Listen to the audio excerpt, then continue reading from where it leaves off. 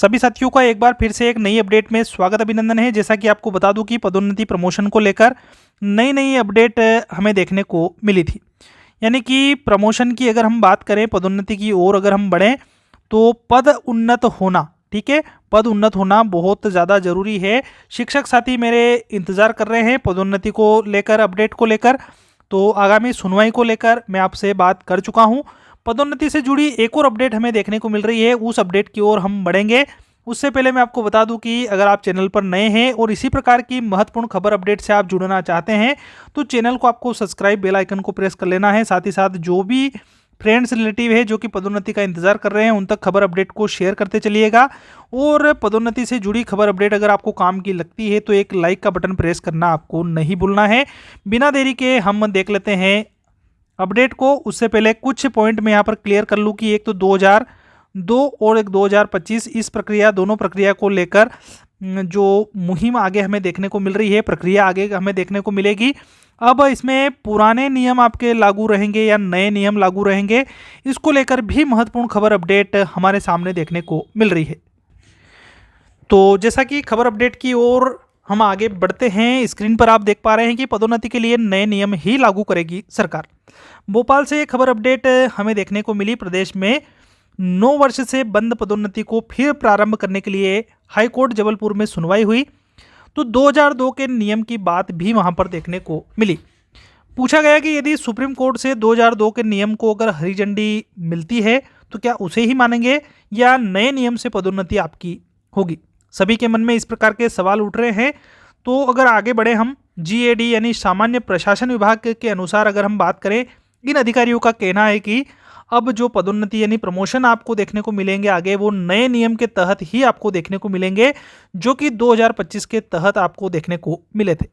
इन्हीं supreme court में पदोन्नति में आरक्षण संबंधी विभिन्न दिशा निर्देश की रोशनी में सभी पक्षों को ध्यान में रखते हुए तैयार किया गया है। इस प्रकार अधिकारियों का कहना है कि जो 2025 के नियम आपके सामने देखने को मिले थे वो सभी पक्षों को ध्यान में रखकर तैयार किए गए हैं। दरअसल अगर हम बात करें तो सरकार 2002 के पदोन्नति नियम से पदोन्नत हुए अनुसूचित जाति जनजाति वर्ग के अधिकारी कर्मचारियों को पदोन्नत नहीं करना चाहती है, इसलिए सुप्रीम कोर्ट में पुराने नियम की लड़ाई लड़ रही है। वही सामान्य पिछड़ा वर्ग और अल्पसंख्यक वर्ग अधिकारी कर्मचारी और इन संस्था का मानना है कि सरकार असमंजस में है, इसलिए न्यायालय के सामने पुराने और नए नियम की बात कर रही है। इस प्रकार की थोड़ी सी यहाँ पर विसंगतियाँ हमें कुछ थोड़ी देखने को मिल रही है। अलग अलग जो विचार है वो विचार भी हमें देखने को मिल रहे हैं। वहीं सरकारी जो अधिकारी है सामान्य प्रशासन विभाग के, उनका कहना है कि नई जो नियम है उनको ही ध्यान में रखकर आगे की प्रक्रिया आपको देखने को मिलेगी। वहीं सरकार का तर्क है कि 2002 के नियम स्थगित है। सुप्रीम कोर्ट ने यथास्थिति बनाए रखने के निर्देश भी दिए हैं, यानी जो स्थिति पहले से चल रही है उसी के अनुरूप आपको आगे चलना है, इस प्रकार के निर्देश भी मिले हैं। हाईकोर्ट जबलपुर में 2016 में नियम निरस्त कर चुका है और इसी निर्णय के रूप सुप्रीम कोर्ट में सरकार द्वारा चुनौती भी दी गई है। सपाक्स के संस्थापक अध्यक्ष तोमर साहब का कहना है कि सरकार के स्तर पर असमंजस की स्थिति है। एक और पुराने नियम को लेकर हाईकोर्ट के आदेश को सुप्रीम कोर्ट में चुनौती दी गई और दूसरी ओर नए नियम बना दिए गए, यानी दो प्रकार के मामले सरकार की ओर से भी देखने को मिल रहे हैं। इस प्रकार जो वरिष्ठ जन हैं उनके माध्यम से यहाँ पर हमें अपडेट भी देखने को मिल रही है। अब कहा जा रहा है कि पदोन्नति नए नियम से देंगे तो फिर पुराने नियम को लेकर लड़ाई क्यों लड़ी जा रही है। वास्तव में बात सोचने लायक भी है कि अगर नए नियम लागू करेंगे तो पुराने नियम को चुनौती देकर लड़ाई अभी तक क्यों लड़ी जा रही है। यही स्थिति यथास्थिति पदोन्नति को लेकर भी है कि दरअसल सरकार को यह डर था कि पुराने नियम से पदोन्नत हुए अनुसूचित जाति जनजाति वर्ग के अधिकारी कर्मचारियों को पदोन्नत किया जाता है तो इसका सियासी नुकसान हो सकता है। यही कारण है कि सरकार ने सुप्रीम कोर्ट में विशेष अनुमति याचिका भी लगाई।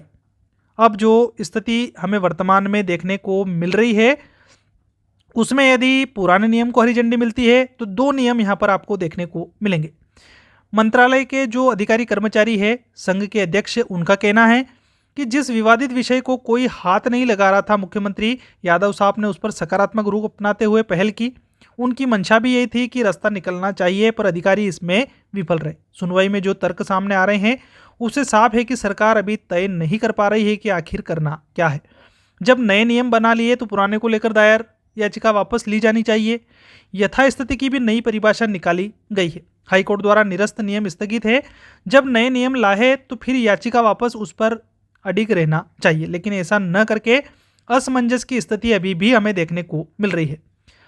अब हमें इंतज़ार करना पड़ेगा अगली जो सुनवाई है वो सुनवाई के बाद और कौन सी अपडेट, कौन से रुख हमें देखने को मिलते हैं।